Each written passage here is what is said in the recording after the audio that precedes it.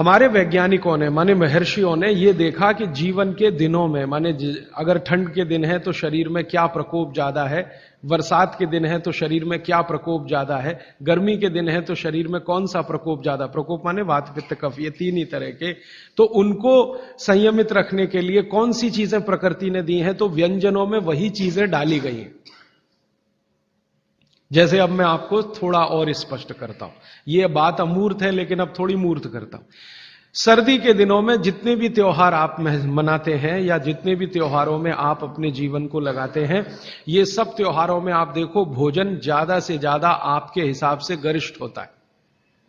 Preparation कुछ इस तरह के होते हैं, जैसे आप तिल खा रहे हैं, सर्दी के दिनों में भरपूर तिल खाया जाता है और तिल के तरह तरह के व्यंजन बनाए जाते हैं।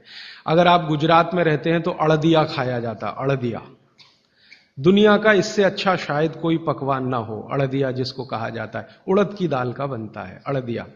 ऐसे ही राजस्थान के कुछ इलाकों में विशेष पकवान है, ऐसे उत्तर प्रदेश के इलाकों में कुछ पकवान है।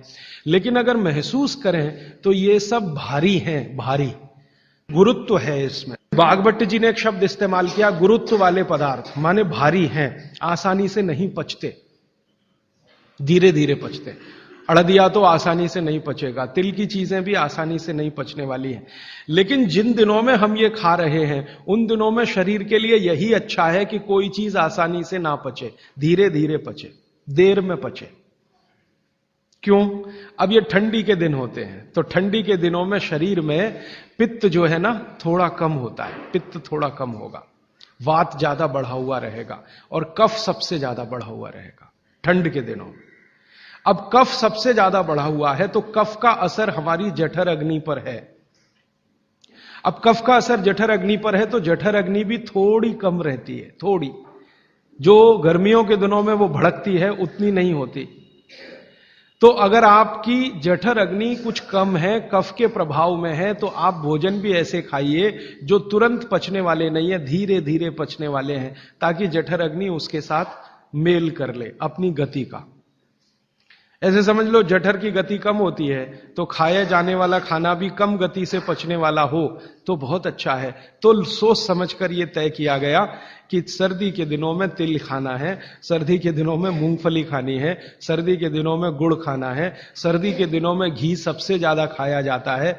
और आपने अक्सर वैद्यों से सुना होगा सेहत बनानी है तो यही दिन सबसे अच्छे हैं, माने खूब अच्छा अच्छा खाओ। और भगवान का दिया हुआ भी इन महीनों में भरपूर होता है, तिल भी इन्हीं महीनों में आते हैं, मूंगफली भी नई इन्हीं महीनों में आती है, चने भी इन महीनों में नए आते हैं। तो अच्छा खाना खाने का समय यही माना जाता है सर्दियों का। और अच्छा खाना वो जो गुरुत्व वाला है, गुरुत्व वाला वो जो थोड़ा धीरे धीरे धीरे धीरे पचता है। तो कितना बड़ा मेल बिठाकर हमारे लोगों ने हमारे व्यंजनों को त्योहारों के साथ जोड़ा। गर्मी के दिनों में उल्टा होता है, गर्मी के दिनों में आपका पित्त भड़कता है, माने अग्नि तीव्र है, तो आप ऐसा खाना खाओ जो जल्दी हजम हो जाए। बारिश के दिनों में सम रहता है, पित्त जो है बहुत ही कम होता है, तो बारिश के दिनों में यह कहा जाता है कि भैया सबसे हल्का खाना खाओ बारिश के दिनों में, क्योंकि पित्त उस समय सबसे कम है। और कई बार तो कहते हैं जी एक ही बार खा लो तो अच्छा है बारिश के दिनों में। और जैन समाज वाले तो जानते हैं कि बारिश के दिनों के खाने में बहुत रिस्ट्रिक्शन है। क्यों जी? ऐसा खाना तो आप खा ही नहीं सकते जिसमें पानी बहुत हो, क्योंकि शरीर में ही पानी बहुत होता है उस समय, प्रकृति के हिसाब से शरीर चलता है। तो बारिश के दिनों में अक्सर आपने सुना है जैन साधु संतों के मुंह से कि हरा पत्ती का सब्जी मत खाओ, हरा सब्जियां मत खाओ, ये वगैरह वगैरह। हरे पत्ती की सभी सब्जियां बहुत पानी भरी हुई, पानी शरीर में ही पहले से ज्यादा है क्योंकि बारिश में नमी ज्यादा है, तो आप ज्यादा पानी के शिकार होंगे। ज्यादा पानी भी अच्छा नहीं है, कम पानी भी अच्छा नहीं है। तो इसलिए साधु संत जो कहते हैं वो भी कुछ विज्ञान के आधार पर कहते हैं। बस अंतर इतना ही है कि हमारे दिमाग में क्यों इतना गहरा घुसा हुआ है कि जब तक क्यों एक्सप्लेन कोई नहीं करता हम ना उसकी बात सुनते हैं ना मानते। तो अपने देश में बागभट्ट जी के अनुसार वात की चिकित्सा जिंदगी भर अच्छी रहे आपकी, तो तेल शुद्ध खाइए, ये एक सूत्र। अब